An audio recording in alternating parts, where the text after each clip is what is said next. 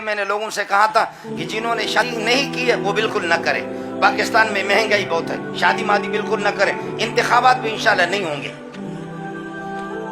آپ مطمئن رہیں, انتخابات نہیں ہوں گے. میں ولی نہیں ہوں لیکن ولایت سے خالی بھی نہیں ہوں, سمجھے. انتخابات میں انتخابات نہیں ہوں گے لیکن شادی مادی نہیں کرو, بس اللہ اللہ کرو, روزہ رکھا کرو, روزہ رکھا کرو, شادی نہیں کرو. مہنگائی بہت ہے. اور جو اپنی بیویوں سے تنگ ہے ان کو چاہیے تھانے میں فون کر کے بتا دو کہ میری بیوی افغانی ہے, پولیس والے خود بخود لے جائیں گے. اور یہی ہماری تاریخ تھی, یہ ہمارے بڑے تھے. اب آپ کسی گھر پر یہ کہ کان لگا کر کے سنیں گے تو آپ کو زبردست قسم کی آواز آئے گی, لو ہم نے تجھے دل دیا ہے کیا یاد کرو گے. اب تو مسئلہ یہی ہوگا جی. انی لعارف الاشعریین باصواتہم, میں ان کی آوازوں سے ان کو پہچانتا ہوں. میرے نبی آدھی رات کو نکل کر کے حضرت عمر کے پاس, یہاں سے حضرت عمر کے گھر کے قریب, یہاں چھپ کر کے آپ صلی اللہ علیہ وسلم عمر کی تلاوت سن رہا ہے.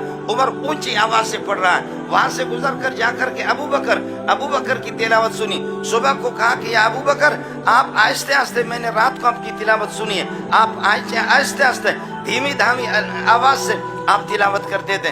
اس کی وجہ کیا ہے؟ کہنے لگے یا رسول اللہ, میں جس کو راضی کرنے کے لیے پڑھ رہا ہوں, جس کی خوشنودی میرے پیش نظر ہے, وہ اللہ اس سے زیادہ پست آواز کو بھی سنتا ہے, اس لیے مجھے آواز اونچی کرنے کی ضرورت نہیں ہے. لیکن محدثین کہتے ہیں رسول پاک صلی اللہ علیہ وسلم فرمائے ابو بکر آپ کی آواز پست تھی, آواز اونچی کرو. وہ تو سنتا ہے, اس کو مزہ آتا ہے, لیکن ذرا اونچی آواز سے پڑھ لو تاکہ فرشتوں کو اور جنات کو بھی تو مزہ آ جائے. اب وہ تلاوتیں, اب آسمان بھی رو رہا ہے, زمین بھی رو رہی ہے, پتھر بھی رو رہے ہیں. ناراض نہ ہونا, درخت بھی, جہاں پر ہماری تلاوت نہیں ہوگی تو وہ درخت بھی ہمیں لعنت بھیجیں گے اور وہ گھر بھی ہمارے لیے جہنم بن جائے گا. اب ہمارے گھروں کو ہم نے اجاڑ دیا. اپنے گھروں کے اندر نماز بھی پڑھا کرو, اپنے گھروں کے اندر قرآن کو جاری بھی رکھو. اپنے گھروں کو قبرستان نہ بناؤ, قبرستان کے اندر کوئی تلاوت نہیں ہوتی, مردے کوئی تلاوت نہیں کرتے. آپ اپنے گھر, تیرا گھر ہے, انسان رہ رہے ہیں, اس میں کیا کر رہے ہیں. یاد رکھ لینا, جب میری ماں اور بہنوں اور بیٹیوں کے سامنے, جبکہ اللہ آپ کا بھلا کرے, وہ ٹیلی ویژن ہوگا تو پھر اس سے ہدایت کی توقع نہیں رکھنا. جب ان بچوں کے سامنے ٹیلی ویژن اور گورے آپس میں لڑتے رہیں گے, اس سے فرمان برداری کی توقع نہیں رکھنا. اس سے یہ توقع نہیں رکھنا کہ یہ بچہ بڑا ہو کر کے تیرے جوتے سیدھا کریں گے, بلکہ یہ جوتے اٹھا کر کے تیرے منہ پہ ماریں گے.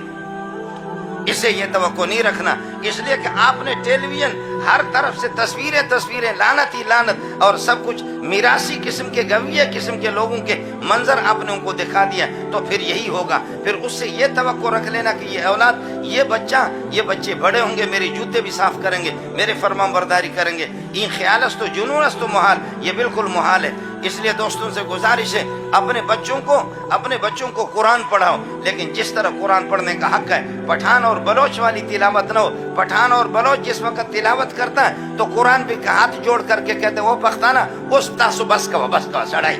ابھی پٹھان صاحب, وہ بلوچ کا بچہ تو بس کر, تیری جو تلاوت ہے میں اس طرح نازل نہیں ہوا تھا. تیری جو تلاوت ہے بلوچ صاحب, جبریل نے اس طرح بھی نہیں پڑھا, خدا نے بھی اس طرح نہیں پڑھا, محمد نے بھی اس طرح نہیں پڑھا, ابو بکر, عمر, عثمان, علی نے بھی نہیں پڑھا جس طرح تو پٹھان پڑھتا ہے. اے پٹھانا قرآن پڑھنا سیکھ لے, اے بلوچ قرآن پڑھنا بھی سیکھ لے. اس لیے اقرأ القرآن بلحون العرب, لحون عرب کے ساتھ عرب کے انداز میں پڑھا کرو. اور پھر یہ کہ دیکھیں میرے نبی نے فرمایا لا تجد فی مئۃ من الابل راحلۃ, 100 اونٹ ہوں ان میں سواری کے قابل کوئی ہوگا. تلاوت مولی منظور بھی کرتا ہے, لیکن قاری حبیب الرحمن کی تلاوت الگ ہے, اس سے بڑھ کر کے قاری نذیر مالکی کی تلاوت الگ ہے, ان سے بڑھ کر کے ان کے استاد قاری محمد علی کی ان کی تلاوت الگ ہے.